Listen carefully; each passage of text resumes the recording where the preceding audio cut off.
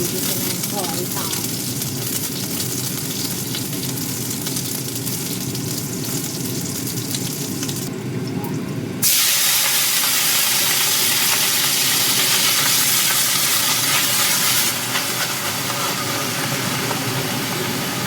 Tayo mag-gis na.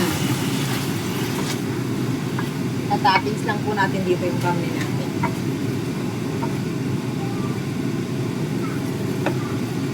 So, mas maganda po pa nagigisa tayo ng gulay. Hindi na natin siya nilalagyan ng tubig. Ganyan lang. Luin nyo lang po yan. Ganyan ng puting asin. Yan. Sugar po kasi nilalagay natin. Baking powder.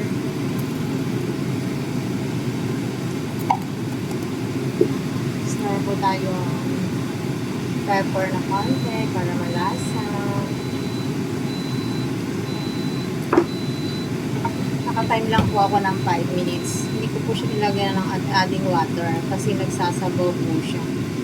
Basta yung unang naano lang din ng konting apoy, tapos bago mo siya laksan kapag nagsabaw na siya. So, walang water. Ganyan lang. And then, takloban natin after 5 minutes. After 4 to 5 minutes. So, yan. Rice.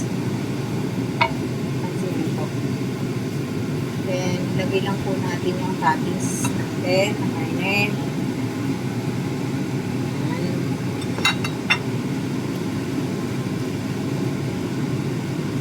Ayan siya. Then, takloban natin siya. Then, lagyan natin 1 minute.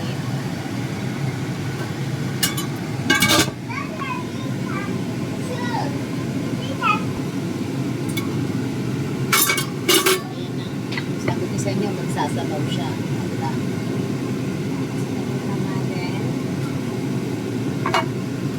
So, nakasimple.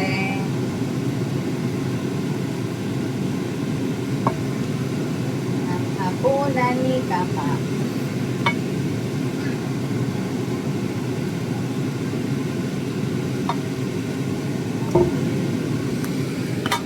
Ganyan na ang ating ulam for today in the night.